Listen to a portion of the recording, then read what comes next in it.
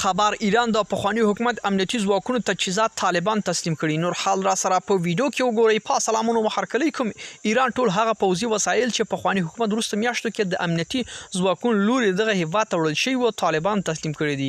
د هرات اسلام کلا څخه د یو ویډیويي کلپ چې 800 تر رسیدلی ښکاري څو لارې پوځي تجهیزات له هرات څخه دننه کیږي. د پوځي تجهیزات سیشم د خبرګولي پر ولسمه د ایران او طالبان په همغږي لیت هیواد څخه افغانستان ته را لېږل کیږي.